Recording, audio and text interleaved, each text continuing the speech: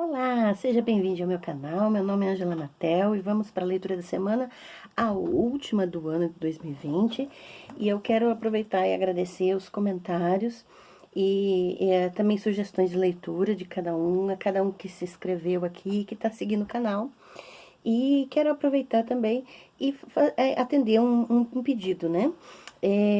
Foi me pedido para que eu lesse Rubem Alves e Moltmann.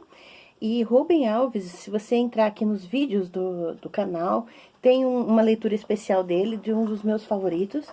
E eu quero terminar o ano atendendo ao pedido, lendo um texto de um livro de Moltmann, Trindade e Reino de Deus, aqui numa parte que fala sobre formas de liberdade humana. Então vamos lá. O reino da necessidade determina o homem, bem como todos os demais seres vivos, mediante leis e dependências.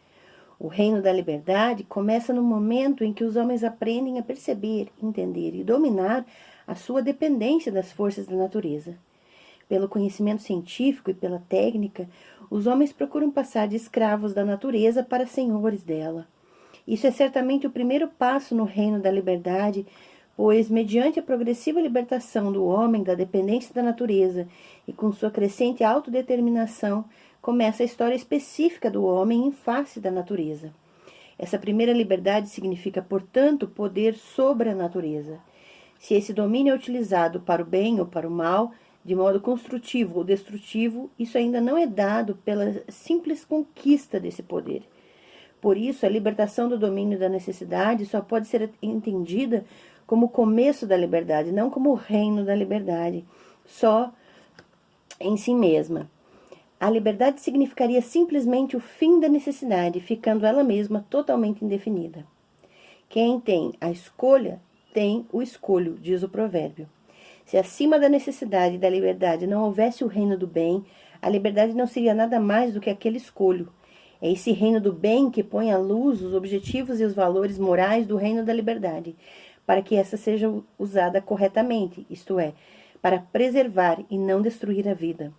O simples aumento do poder não pode ser o objetivo da liberdade. Por isso, os objetivos e os valores morais procedentes do reino do bem transcendem qualitativamente o reino da liberdade.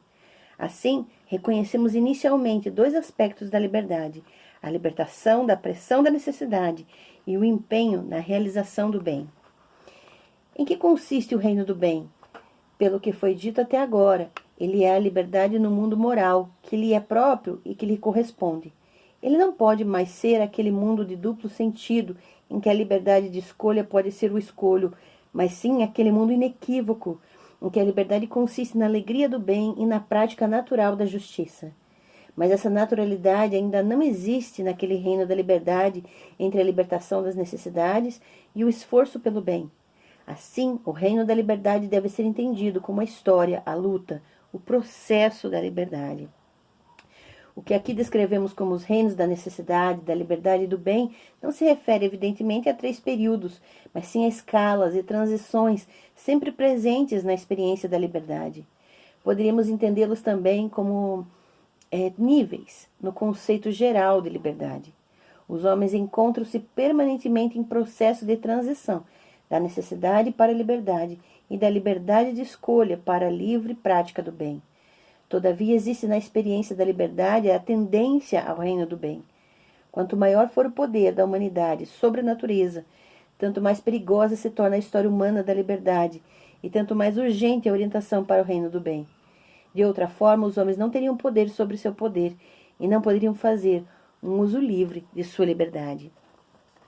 Aqui eu queria deixar esse trecho para terminar o ano, um ano de muitos desafios, um ano de pandemia, um ano de escolhas, né? E quero também aproveitar e agradecer aos amigos com quem eu tenho trocado ideias, tenho trocado ideia com artistas, pessoas incríveis, pessoas que refletem a respeito da vida.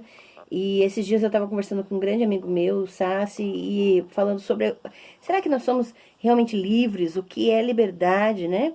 E até onde a liberdade ela é uma opção para nós, ela está ao nosso alcance. Então eu quero deixar essa leitura, essa contribuição de Moltmann para a teologia, atendendo a pedidos, né? E agradecendo demais essa caminhada junto com vocês e essa oportunidade que eu tenho de compartilhar minhas leituras desafiadoras. Eu já separei alguns livros e é importante que a gente compartilhe aquilo que tem desafiado as nossas vidas. Não costumo ler somente aquilo que me agrada ou somente aquilo com o que eu concordo. Isso tem me ajudado muito a enfrentar coisas que geralmente a minha cosmovisão não atende nas necessidades e escolhas. Então, vamos pensar sobre liberdade, vamos pensar que toda liberdade, ela implica em responsabilidade e que nós não vivemos isolados uns dos outros. As nossas decisões, a nossa liberdade, ela acaba alcançando e tocando o outro e muitas vezes não para o bem. Então, fica aqui a dica da leitura da semana. Feliz Ano Novo, que 2020 de fato acabe e que nós tenhamos liberdade para nos responsabilizarmos por aquilo que fazemos e por aquilo que deixamos de fazer. Um grande abraço, até próxima semana, até 2021.